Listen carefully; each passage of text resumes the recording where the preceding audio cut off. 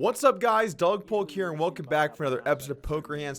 Today we're going to be taking a look at a hand from the $100,000 high roller at the World Series of Poker. This is a pretty interesting hand between Keith Tilston and Dominik Nitsche, so let's go ahead and jump into the action. Obviously, we're not going to change it, but I could watch this. I wish it was like 3-hour levels. Yeah, I do too. It's too fast. Dom on just 15 big blinds, and he picks up queens on the button. So I'm curious to see. I don't know if this is a hand that would be in his limping range if he limps the button. It looks like it is. I was curious to see. I did expect that he would have a limping range here off 15 big blinds. And it makes sense that he's got some very strong hands in it like this. So this is the third time we've seen him limp. He limped with King. I'm trying to remember what the hands were. He limped with sevens, King, Queen, and now queens. Yeah. Our hand begins at 200,000, 400,000 chip blinds, but before we take a look at the hand, let's look at what the payouts are like so we can understand the situation. With 6 players left and a buy-in of 100,000, we can see 6th place is 460, 5th 610, 4th 840, and then it goes 1.2, 1.7 up to 2.8 million. This is an interesting spot at the final table because stacks are pretty short in terms of big blinds, and then payouts are going to ramp up pretty quickly, so there's a lot of incentive for players to try and survive. Anyway, the action folds around the Dominik on the button, who looks down at pocket queens. 15-ish big blinds here. What do you want to do? And Dominik decides to just make the call. Now, this is interesting because when you play deeper stack poker, you don't have to have any calls on the button, really. You can just be raising your entire range because your opponent can't just go all in over your raise. They would risk way too much to win too little. But when you're playing in tournaments and stacks get rather short, some interesting stuff starts to happen. You have hands that you might want to play in the button, like maybe if you had a hand like Jack 9 suited, or maybe if you had a hand like King 8 suited, or something that's fairly good that you want to play, but if you raise, you can't call a jam. Those hands end up in this awkward spot where they want to play, but they don't want to raise and give a chance for your opponent to bluff them. And so all of a sudden, calling on the button becomes much stronger. Well, you might have hands like that you want to call, or maybe some even weaker hands that want to call, but then you have to work in some good hands to trap your opponents in case they try to bluff you. Well, that's what Dominik's going for here with pocket queens. By just calling, his opponents have a chance to try and make a move that he can trap them when he has queens. You could also argue this hand should raise. Typically, I think raise tends to be a little bit higher EV, and there are other candidates that might be a little bit more profitable to trap, like aces, for example. But the point is pretty simple. You're going to call here with some weaker hands, and you're going to want to call with some strong hands as well to prevent you from getting bullied. Over to Igor Kurganov in the small blind. Looks down at 3-2 suited. Pretty easy call here from him. He's getting quite good odds to call, given the fact there's also an ante and the fact that he's probably just going to see a flop. In the big blind, Tilston gets to see a free flop, which is just about the right price for a hand this bad, 10-3 offsuit. He does decide to check, and let's take a flop. A relatively weak hand, but suited and connected. Check. Takes the flop. Certainly a flop that Dom will probably like. I mean, there's a paired board out there. There's 2 hearts out there. He has the queen of hearts. The flop comes 9-6-6 with a flush draw, and the action checks to Dominik on the button, and he now has a decision to make. And in this spot, you want to go with the golden rule of poker, which is when you have a good hand, you should mainly bet. In fact, in this spot, I would almost always be betting my pocket queens, because if I did have a hand that was like a Jack 10 suited, or maybe a hand like King 3 of hearts, or maybe a hand like 7-5 suited, I would almost always want to bet the flop so that I can basically take the pot down there and make my opponents have to define their range. Betting in these situations is going to be pretty profitable with a variety of holdings for you, and by having some good hands, you balance out that strategy. Now, I don't mind once in a while checking back a trap, but again, kind of like pre-flop, I prefer to use stronger hands like aces where I have more playability across different turns and rivers. If this turn is a king, or to some extent an ace, although an ace isn't as bad, well, in that spot, you now don't have top pair anymore, or essentially an overpair to top pair anymore. So to prevent that from happening, I would prefer to bet here on the flop. But Dominik's got other intentions. If he checks back here, maybe he can let his opponents catch up and make a little bit of money. So he decides to check back, and let's take a turn. Kind of one of those way ahead, way behind spots. It is. So he checks back. You know, obviously nobody has 2 overcards because they would have raised ace-king. Often they don't even have 1 overcard, as we can see here.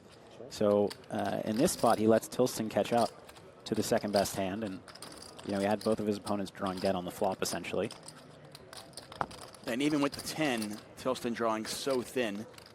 As we can see, a 3 would not be good. Watch. So Tilston drawing to just another 10.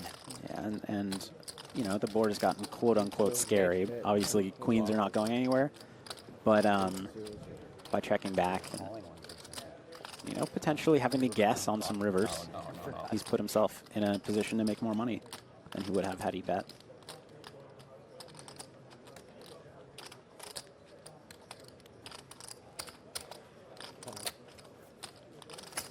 Just going to call, no reason to raise at this point, even though Tilston's going to bet a lot of 10x or 9x. He's not going to put in a lot more money with him by like calling a shove. The turn comes the 10 of hearts, completing the flush, and 8-7 for a straight. Now in this spot, Kurganov has completely nothing. He has basically the worst, not even basically, he has the worst possible hand you can have here. He decides to check, which is a reasonable move. In the big blind now, things start to get a little bit interesting for Tilston. What does he want to do with his top pair?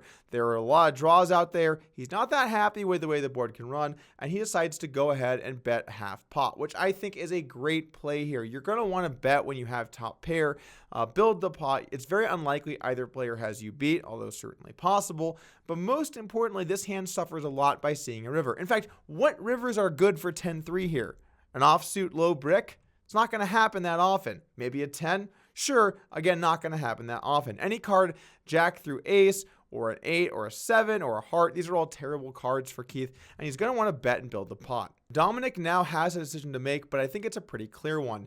If he raises here, then he narrows his opponent's range to just having some 10s, sure, that you do beat, but also flushes and trips and straights, and basically hands that are going to have you beat when all the money gets in. But if you just call, you're ahead of more of his range. So in this situation, I think I prefer a call, although I do see some merit for raising. Dominik makes the call, and then Kurganov makes a very reasonable fold, and let's take a river. And especially when we have the queen of hearts. Less worried about getting drawn out on. He's not loving that river, neither player is. We have a break in 20.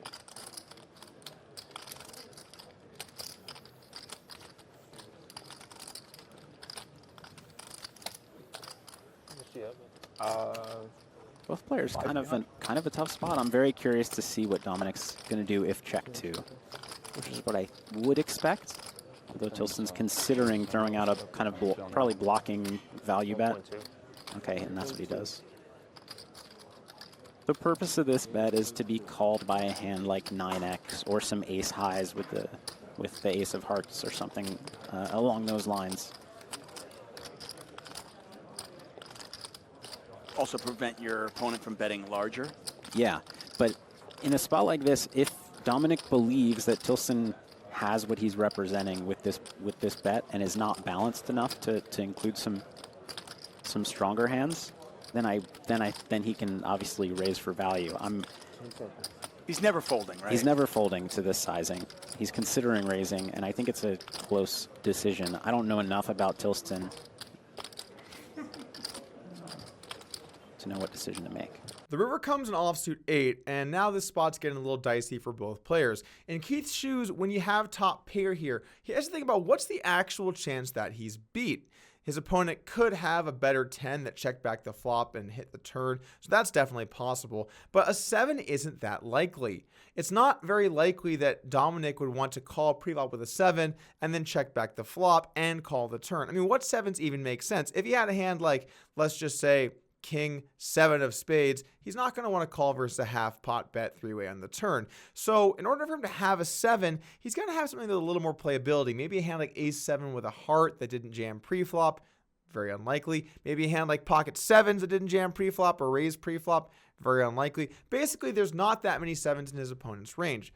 But he could still have a couple of traps and a few better 10s. I think in this spot in the river, I lean towards a check. Keith decides otherwise and goes for a little over 1/3 pot with a 1 million chip bet. I'm not a huge fan of this. I can kind of see what he's trying to do, but it's not that likely your opponent has an 8 or a 9. In fact, they mainly are polarized between 10s and better 10s and stronger hands, and weak hands that have bricked their flush draw. What is he really getting value from here? Is there really a 9 in the range of hands that limps in preflop and checks the flop? You would think if you had a 9 in this flop for Dominik, you'd almost always be betting. So this bet seems a little bit value mergy to me, which I've never been a big fan of. And now over to Dominik. His queens have been played masterfully. He has gotten value where recreational players would never get it. This is really what it takes to be a pro. I mean, think about these hands. Kurganov, 3-deuce suited. Keith, 10-3 off. He wouldn't have gotten a cent pre-flop if he'd raised into these guys. No, he wouldn't have made a cent. Not even $1 extra. But instead, he gets that pre-flop call from Kurganov. He gets the turn bet from Keith, and then he gets a river bet as well. This is the difference between the guys that one day want to play in the 100Ks and the guys that never make it.